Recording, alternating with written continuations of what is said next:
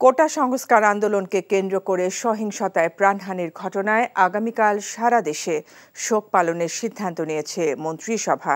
সকালে প্রধানমন্ত্রী শেখ হাসিনার সভাপতিত্বে অনুষ্ঠিত মন্ত্রিসভা বৈঠকে এই সিদ্ধান্ত নেওয়া হয় বলে জানিয়েছেন মন্ত্রিপরিষদ সচিব মাহবুব হোসেন। এছাড়া সহিংসতায় আরও ৩ জনের মৃত্যুর তথ্য পাবার কথা মন্ত্রিসভাকে জানিয়েছেন স্বরাষ্ট্রমন্ত্রী। এ নিয়ে 150 জনের মৃত্যুর তথ্য পেল আইন শৃঙ্খলা রক্ষাকারী বাহিনী। রোকন উদ্দিনের রিপোর্ট। এখন জন্ম সনদ দিয়ে খোলো বিকাশ স্টুডেন্ট অ্যাকাউন্ট। নিজের বিকাশ নিজে কর। সোমবার সকালে প্রধানমন্ত্রী শেখ হাসিনার সভাপতিত্বে তার কার্যালয়ে অনুষ্ঠিত হয় মন্ত্রিসভার নিয়মিত বৈঠক। বৈঠকের শুরুতেই কোটা সংস্কার আন্দোলনকে কেন্দ্র করে সাম্প্রতিক সহিংসতার বিষয়ে আলোচনা হয়। কথা বলেন একাধিক মন্ত্রী। পরে সহিংসতায় নিহতদের স্মরণে শোক প্রস্তাব গ্রহণ করে মঙ্গলবার দেশ জুড়ে শোক পালনের সিদ্ধান্ত নেওয়া হয়েছে বলে পরে ব্রিফিংয়ে জানান মন্ত্রিপরিষদ সচিব। কোটা আন্দোলন নিয়ে যারা হতাহত ঘটনায় যারা নিহত হয়েছেন তাদের জন্য একটি শোক প্রস্তাব গ্রহণ করেছেন।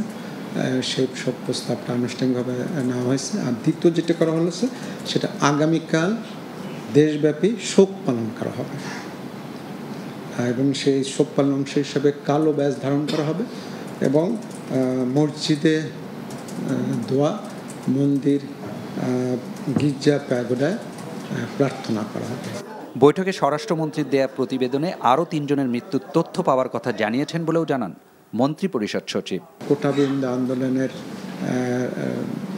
নিয়ে যে পরিস্থিতি সৃষ্টি হয়েছে সেখানে স্বরাষ্ট্রমন্ত্রী মহোদয় তরফ থেকে একটি প্রতিবেদন উপস্থাপন করা হয়েছিল এবং সেখানে অন্যান্য মন্ত্রীগণও তাদের তরফ থেকে বিস্তারিত তথ্য উপস্থাপন করেছেন। আজকের উনি সবাই বলেছেন, গতকালকে বোধহয় 147 বলেছিলেন, আজকে বোধহয় আরও 3টি যোগ হয়েছে 150 উনি বলেছেন। এছাড়া এবছরের এপ্রিল থেকে জুন পর্যন্ত মন্ত্রিপরিষদ বিভাগ কর্তৃক বাস্তবায়ন করার সিদ্ধান্ত মন্ত্রিসভাকে অবহিত করা হয়েছে বলেও জানান মাহবুব হোসেন।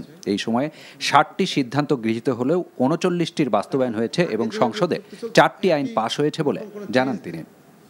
রোকন উদ্দিন, এনটিভি নিউজ, ঢাকা।